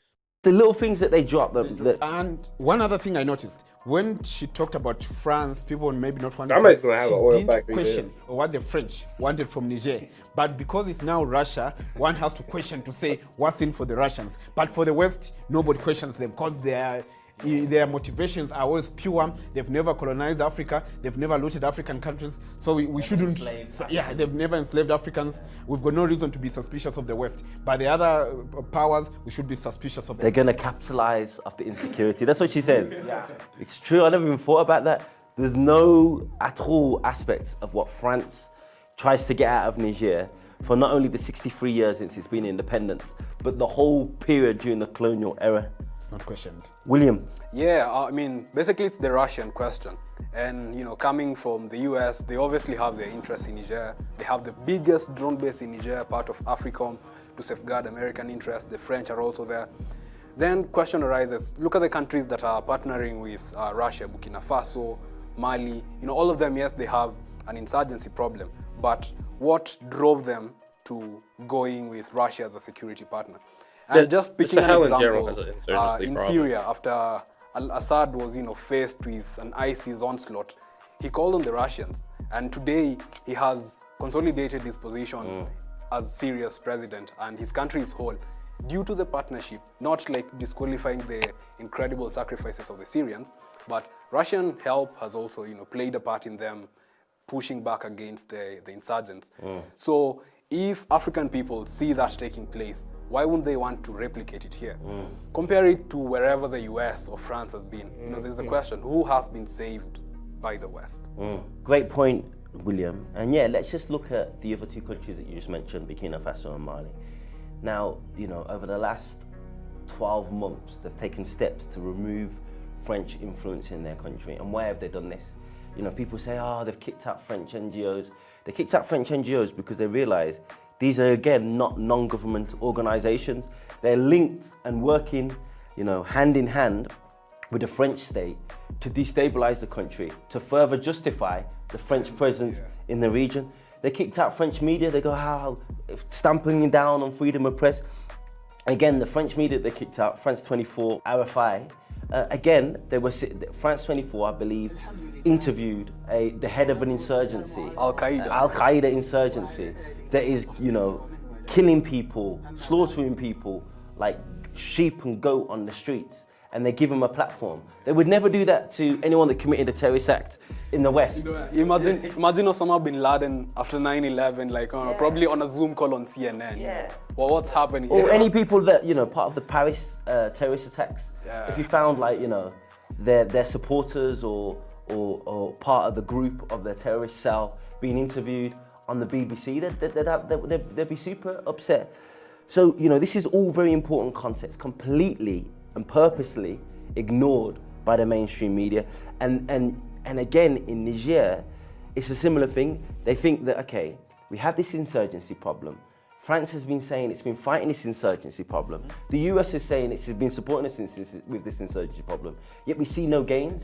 Leave alone no gains, it's actually gotten worse. In 2003, there were 23 deaths as a result of terrorism. Last year, it was 7,900. You have the Americans there with a $100 million drone base and 1,000 military personnel there. You have the French there with 1,500 people.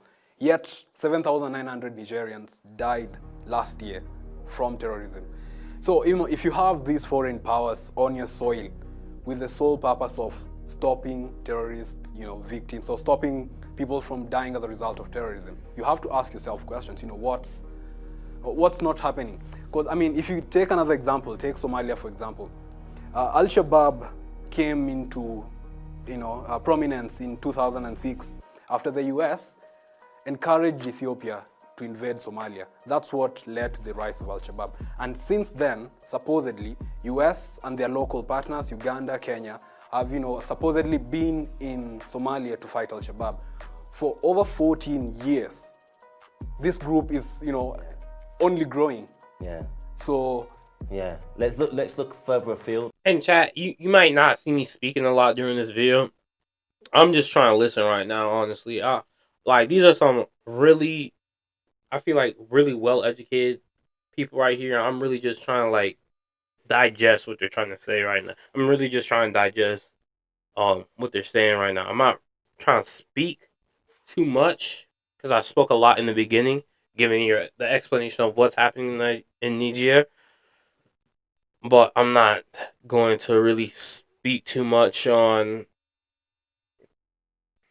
I'm not trying to speak too much and take away from what they're saying. So you're probably not going to hear me speak for the rest of this video. Afghanistan. They went into Afghanistan. and hold on, I just said that I'm going to contradict myself because what their points are is so true. It is so true. Like, you see the West going into these countries saying they're going to stop terrorism, and then it just keeps getting worse and worse and worse. And then when the U.S. leaves Afghanistan, in 48 hours, the Taliban takes over the entire country. In 48, you know how big Afghanistan is? In 48 hours, Afghanistan has been taken over by the Taliban. That means in every part of the government, in every system, military, didn't matter where it was, it was just people working for the Taliban, people supporting it. It was insane. It's completely insane. It happens more often than you think. It happened in Vietnam. Damn near happened in Korea.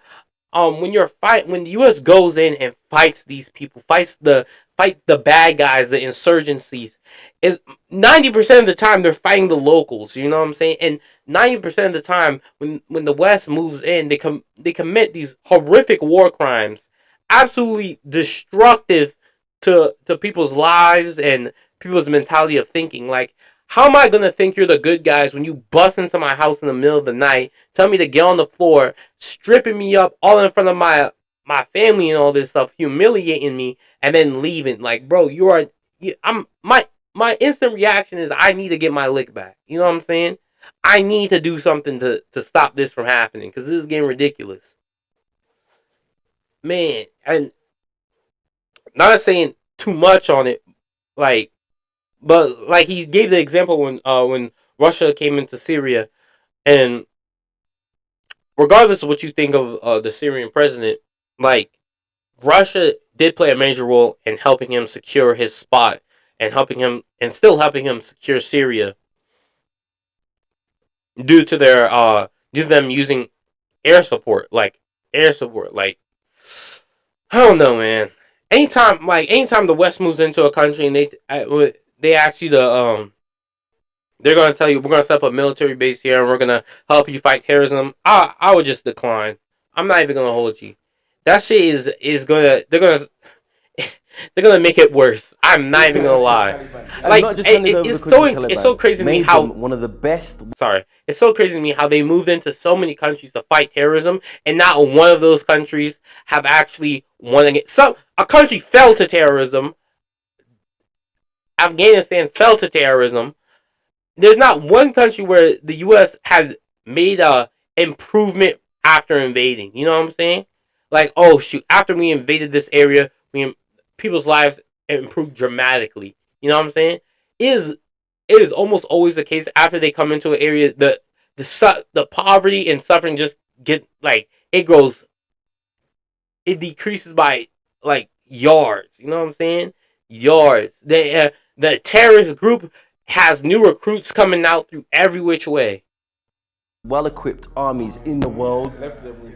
And no disrespect to the people of Afghanistan or to the Taliban, I don't want to be on their hit list, but you saw the Taliban fighters in the gym not knowing how to use the machines, not knowing how to use the machines. So these guys were there, you know, at the expense of billions and billions of dollars. Thousands of lives. Thousands of lives. Hundreds of thousands, actually. Yes, and you know, all of the statistics regarding, you know, women's rights were worsened during their time. You know, drug exports, opium, all these things went through the roof, which the Taliban, you know, had actually brought down and regulated. So all of the statistics that they went in there to try solve got worse over their time, and they leave the country in a worse situation than what they found it. So there's no, you know, it's quite obvious why Niger, Mali, Burkina Faso, Guinea, you know, they see what's going on in the global arena. They can see that these Western powers, when they say they're coming in to help, always have ulterior motives, always want to maintain a presence, a foothold in your country, control how your country's governed, control who you have military alliances with, control who you have economic alliances with, and basically continue colonialism by a different means. And I think also there's one aspect, like it's so crazy to me. Like when he says it like that, it completely makes sense. Like they come in and then they destabilize your country to the point where you have to become dependent on them. You know what I'm saying? Like Afghanistan, the Afghanistan government, where the United States Afghan government, what they had in place was completely reliant and dependent on the United States. Was completely reliant on the United States. The Somalian government completely reliant on the international. They can't fend for themselves. You know what I'm saying? And it just makes me think, like, at this point, it's like, why are you continuing to be here if the result is that I'm going to be completely dependent on you? That's why I'm like, dude, if you're dealing with a problem, especially on this international stage, like, bringing any Western country involved is like, I would honestly use that shit as a last case scenario. I'm going to be honest. That shit is the last case scenario. That's like, when I have nothing left, damn, the coup leaders are banging on my door, damn near gonna break it down. Dude, that's when I call up, you know what I'm saying, Big Daddy, Uncle Sam, you know, to start causing a ruckus. You know what I'm saying? Cause a little mayhem. But really, you don't want to call them in, because when they cause a ruckus, they're gonna cause a damn ruckus. Everyone's getting the smoke. They shoot blindly. These countries which have got a huge defense industry. So when, like, if they were to nip the insurgents in the bud, it means certain people will stop earning money from the equipment that they are selling. So you cannot trust a carpenter who makes coffins when he gives you a herbal remedy. So you are going to question, because it's in his interest that you die so that your family can buy a coffin from him. Definitely. Great point. I've got a feeling that this goose has got more eggs to give us still. So let's keep playing. That's one thing that I think that's like universal with black people, man. They always, I'm like, even me, I always like to talk in metaphorically, and like, anytime I talk, I always like to use a metaphor. And it's always some metaphor I make up on the spot. You know what I'm saying? It's like a metaphor that goes with the scenario I'm talking about. I don't know. I found that very, I like that. Because it's something that I'm used to. Again, not fully clear. It's also, I just want to caveat and say that there is absolutely no evidence right now that Russia is behind this. There is no evidence they fomented this. Similar to Mali and Burkina Faso. But they want to capitalize on it. Yes, they of want course. to capitalize on it, right. Nice little correction there. But they want to capitalize on it. She wanted to make sure that was... That point cannot be missed. I think if I could guess, from when I used to work for the State Department, I was based in Niger. Aha! Ding, ding, ding, ding, ding, ding, ding, ding, ding, ding, ding, ding. Yeah, we have it, folks. Houston, we have liftoff. Yeah, so let me just start. Go for it. So we have a former employee of the State Department speaking about Niger and potential Russian interests in the region. You know, I cannot say for sure the Russian interest there, but I'll speak to the role of the State Department in, like, the wider narrative creation. Because take the NED, for example. When you go to the National Endowment for Democracy. Yes. When you go to their site, it says it's a non-governmental organization. Yeah. But it gets its funding from Congress. And further, it's a CIA cutout, which, you know, same as USA, they could come to a place, see you're protesting about, say, you know, cost of living and whatever. Totally legitimate case, of course. But they just hijack the movement so that should resolution be found, they'll be exactly where they need to be to, like, you know, steward the future. So if, say, there's a protest and they, you know, plant one of their leaders there, should negotiations come, it's their leader that's going to negotiate with their interests in mind. So just bringing that out, that the State Department shouldn't be seen as this neutral party. Yes. And if I may, so, you know, there's also an issue of projection. Because sometimes I think she thinks other countries does what the US does. They are, like you've said, they can be genuine protests in a certain country. Then they're always looking for loopholes on how they're going to jump in and so that they can insert themselves into the equation. And sometimes, at least for maybe Russia, if it jumps at the opportunity, it's different from the US, who actually manufacture forced crisis. Sometimes we've seen it in Latin America, in certain countries in the Middle East and the like. So literally they will manufacture crisis so that they can just have an entry hole to get into the country and change the political system and to install their puppets. Yeah, I just want to make a point. So very interesting what you said about National Endowment for Democracy, and it's worth stating that the founder of the National Endowment for Democracy says, we do now what the CIA used to do covertly. As an expert from a so-called non-government organization, again it speaks to, was there no one from Niger or from the Sahel or from West Africa that you could have got to be objective? We're constantly told the CNN, BBC, these are the standard bearers for journalism. Yeah. But they get someone who has vested interest, a dog in the fight. Africa's biggest presence is in Niger. You know, the CIA drone program, its headquarters is in Niger, and yet they get someone who's clearly partisan on the issue. So they don't even try to hide the fact. It's just, you know, they put it on their website, and just like this NGO director. She says she's an NGO director, but, you know, 4 minutes 56 into the interview, she's admitting she's from the State Department. She's from the State Department. I've got a feeling she's going to admit a lot more because she's got the ball rolling now. So let's see what else she has to say. I would guess that Russia sees Niger as a huge linchpin in the region that has always been kind of our bulwark of stability. We put a lot of investments in Niger, not just in development and humanitarian, but massive amounts of security investments as well. And if Russia can so easily undo that for us, as in the US and Western security partners. She took the dot out of the US. Now it's just us. Yeah, clearly, you know, like the last few sequences, whatever she talked about had nothing to do with the interests of the people of Niger. She's talking about the massive security investments they've made and how Russia is going to undo them and how it will disadvantage the US. So she doesn't care about the people of Niger, those 18 million people outside Niamey who she so much believes that they are against the coup. It now clearly shows that she doesn't care about those. It's about us. Yeah, it's about us. It's about us. Security partners. That would be a huge loss. For us.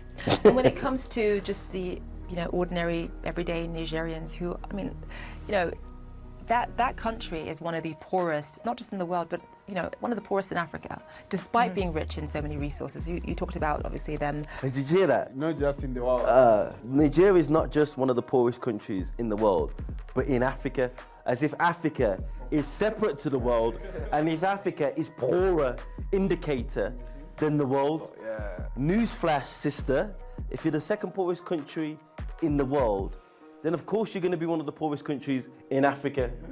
And also something about the obsession with, you know, American investments in Niger. What nature of investments are we talking about? $500 million since 2012 to go into security matters. Basically, you know, funding Niger's puppet government. But the real or the root cause of insecurity in the Sahel is economic disempowerment. If these youth who are in Niger, who are in ISIS and Al-Qaeda right now, if they had stuff to do, if they had fulfilling lives, there will be no need to join, you know, these armed groups. But the reason they join them is because there are no economic opportunities for them. I was literally just talking to my brother about this. I was literally saying, like, if these people were living like how we live in the U.S., they would not be doing all this terrorism. They would not be doing all this. Because as much as the people in the U.S. like to tote their guns and all this shit, you know what I'm saying? I'm going to be 100% real with you. The U.S. is not fit to have, even though these militia groups in the U.S., none of them are fit to fight against the United States government. They're not even fit against the fight against their local police. I'm going to be 100% real with you. Because, one, you guys live in a too privileged lifestyle. You know what I'm saying? When you wake up, you expect the house to be a certain temperature. You expect the stove to be running. You expect water to be available. You expect all these Wi-Fi to be going. And as much training as you like to do in the woods, you know that's not your life. You know what I'm saying? Your life ends when you leave those woods. You know what I'm saying? But for some people, you know what I'm saying, the woods is their life. They have to live a very rough life, and without economic opportunity, you know what I'm saying? You know what they like to say, the you know what I'm saying? You're saying bored hands are the devil's playgrounds, and when you have so many, I'm not saying they're doing it out of boredom. When you have so many people that are just not doing anything, you know what I'm saying? They're bored. They are making no money, so they're working. But they're working only for sustaining themselves and not actually growing and developing into anything further. So, of course, they're gonna go and join these groups, like these gangs and these terrorists, to go and try to make some money so they can better their life. You know, and they fall into the ideology, and that's what I'm saying. Like, if they had economic opportunity, and they should have economic opportunity, and what I realized is, like, these all their investment was towards the military. You know what I'm saying? If you really cared about the country, I would invest in towards, you know, businesses and the actual country in itself, so it can grow and develop, and to the point where you don't need me here anymore. You don't need my military, because I can go and kill as many people as I want. You know what I'm saying? You're still gonna be dirt poor. You're still gonna have people that have no economic opportunity, and they're still gonna go out and join these groups. So I'm just killing people for no damn reason, you know. If I really wanted to destabilize terrorism, if I really wanted to destroy their ideology, I would come in and I would show them, not only am I stronger than you militarily, I'm stronger than you economically.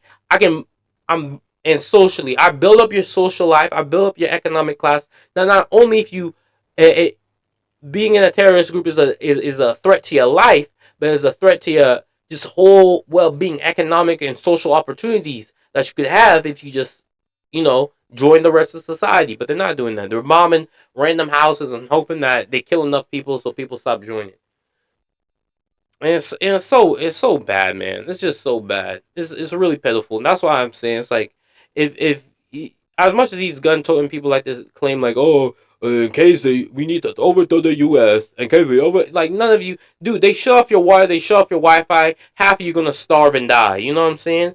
I can't order things off Amazon, I can't order things on UPS, I can't go to Lowe's, I can't go to like, bro, you can't do anything.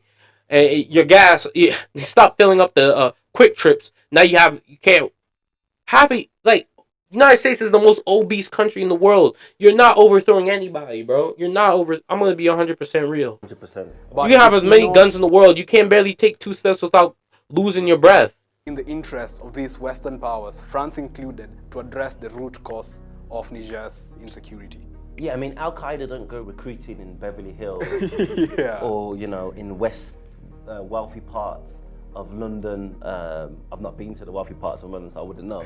But they don't go to the wealthy parts to recruit, you know. They go to the poor, disenfranchised, marginalized youth that have nothing to lose anyway, and say, come join us. You're gonna get loads of money. You're gonna get loads of adventure, a lot more than what's going on right now. And it gives a bit of a purpose. You know, you feel that you are living for something, because then. Yeah. And just speaking on the Russian interest in Africa, Russia has interest in Africa. So does France, so does the US, so does the US and China. All of them have an interest in Africa. So the question will be, how do our interests align? African interest and Western interest do not go along in any way, because we've had a history, 400 years of colonization, subjugation, robbery, slavery, all that. China has been in contact with Africa since the 1400s, the 1300s. So they didn't come and take slaves. We used to do business. In the coast of Kenya, for example, there were discoveries of coins from India and China, as ranging back hundreds of years. So it's not new that Africa has been engaging with the outside world. The question will be, what does Africa benefit from engaging with the outside world? Take China, for example. Africa's got infrastructure, roads, schools, all that. Stuff that will build the productive capacity of Africans. But what has the West given Africa 400 years after knowing them? Yeah, I mean, they'll say, well, you speak French, but to whose benefit is that? I wish I didn't. That's all. Yeah. Despite being rich in so many resources, you talked about obviously them working towards oil production as well, but despite being so rich in uranium, it is one of the poorest countries in the world. What happens to the You're not gonna average ask why ordinary... And you know what's so messed up about these companies? It's not even like a lack of economic opportunity. It's like and that's what I'm saying. It's like they purposely do this. They purposely devise for the country to fail. You know what I'm saying?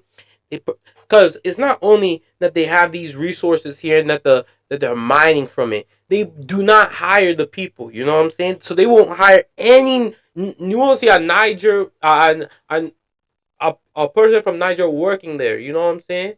You won't see a Nigerian working over there, for a lack of a better word. You won't see them working over there in the uranium or uranium mines. And if you do, you'll see them getting damn near cents at the hour, like robbery, like equivalent to modern slavery. So it's like, it's quite crazy to me that you would think they would want you here any longer. Nigeria, and if France and... She says, despite having uranium, Nigeria is among the poorest countries and leaves it at that. No further, interrogation. Why? Yeah. That's what I'm saying. Like, why didn't they ask why that is? Why is it, despite having one of the most richest resources, why are they so poor? So have all this uranium, 7th biggest producer in the world, yet still is the poorest country in the world. And if she asks that question, I'm sure she'll find that France is not, as clean as she'd like to believe. Yeah, good point. United States say, well, listen, now that there's been this coup, now that President Bazoum, who was our partner, who we trusted, has been ousted, we're not going to provide this country with as much aid or military assistance. Obviously, Islam... Oh, when. I would have been like, shit. Cry. I'll cry about it. I'll definitely have something to write about in my dream diary. Also a massive problem across the Sahel. About what could have been. As well. Right. So immediate effect is, it's possible, as France has said, that a lot of humanitarian aid will stop. The U.S. will not stop its humanitarian aid, or at least there's no indication of that. Yeah, because they have the U.S. The American mindset is when they invest in something, they need to see a return. You know what I'm saying? That's with everything. When you invest in something, you want to see a return.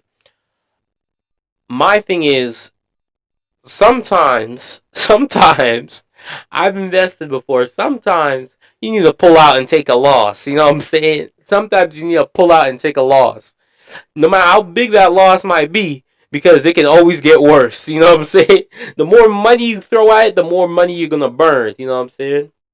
Typically separate our security assistance from humanitarian development programs. That will obviously impact the most vulnerable groups. You have a huge refugee and internally displaced population in Niger. There's always communities that are in need of humanitarian assistance. Obviously, that will have a visceral impact on them. In the long term, I don't necessarily see a huge shift. We can look at Mali and Burkina Faso. Burkina Faso is its own problem set, obviously, but the people in northern Mali, aside from the jihadist insurgency, which is huge there, the access to humanitarian aid and livelihoods hasn't exactly changed unless there's actual conflict from jihadists. Now, where there's huge confusion and where I would point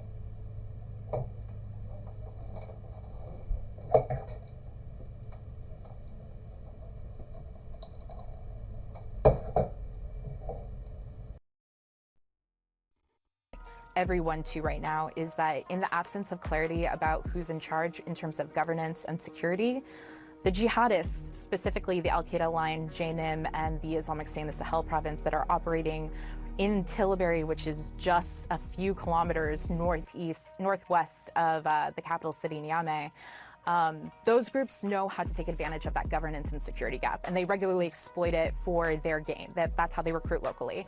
If they carried out an attack right now and security forces fled because they weren't getting an authorization from anyone in charge to, go forward and do force protection, then that's a huge win for jihadists and a huge loss, not just for Niger's credibility, but obviously for the rest of us who are looking at this region and seeing it as the last remaining bulwark of stability in West Africa.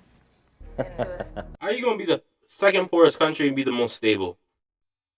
You guys are, I ain't going to lie, you guys are very generous. You guys must be the second most charitable country, if not first. Are you going to be the most? Because you've been there for 63 years and they're right next to the capital. Are you joking? I doubt they came there last Sunday. Because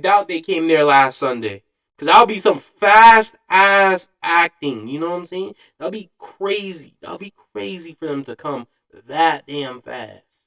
So they've been there for about good 63 years, and they haven't done shit.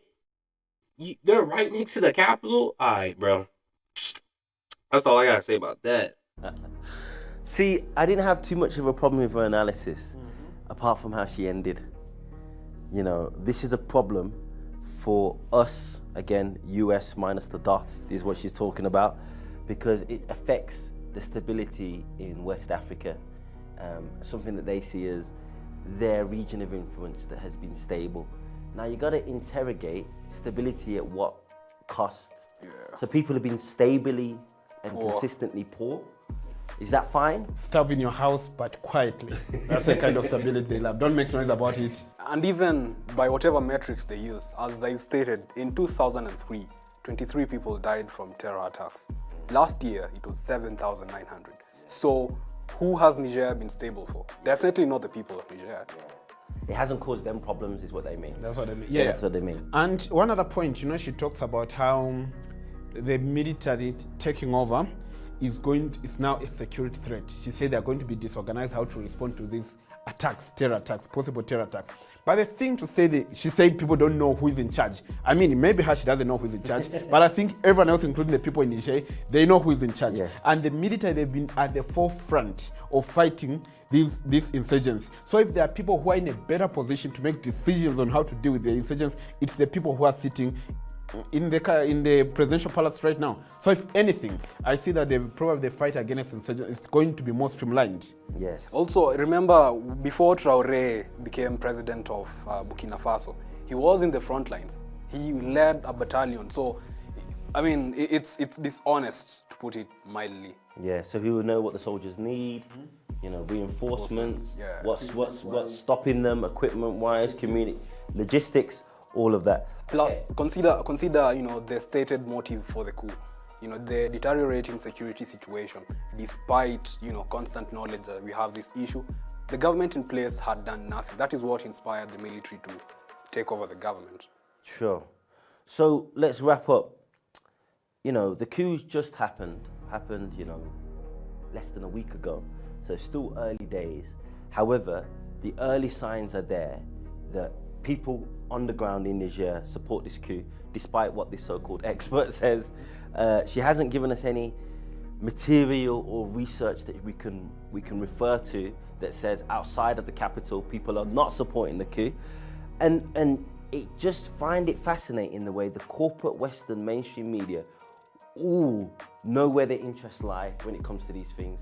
They've basically been reading off the same hymn sheet, saying the same stuff, not even being bothered to find Nigers to parrot their lines. Usually they find a local actor, blackface, to say the things that they want to say. They've not even bothered to do this. They don't even care anymore. So, this is really for the audience. We can't really say anything to CNN. CNN are going to be CNN. A scorpion stings because it's a scorpion. They're going to do the same things. This is really to the audience. Be wary. Whenever there's an incident that happens in the international arena, particularly in Africa, and you see all the mainstream media, the corporate media, condemning this as the worst thing in the world, but you see people on the ground celebrating this. Decide whose side of the fence you're on. And that's probably how I should end this one, unless you got something else. Sure. I mean, just highlighting the outsized influence of organizations such as CNN, BBC. You know, the world being under America's hegemony means their cultural exports are also like, you know, really high. That means, you know, for Africa's middle class, CNN is what they want to watch when they would like want to understand global politics. So like imagine the brain rot such an interview will cause to Africans who follow CNN. Yeah. So it's probably a reason to follow African Stream. And we'll end on that note. Thank you very much. Until next time, we've been African Stream, and this has been a reaction. Hey man, honestly, that was a pretty good breakdown of what's happening in Niger. A pretty good breakdown of just thoughts on Niger and just what's happening. You know what I'm saying?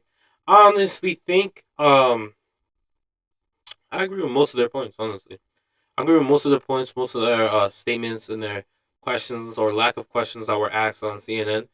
Well, I'm that guy. You know, thank you for joining, watching, whatever you guys been doing, streaming, looking at me, looking at them. Hey, come to the next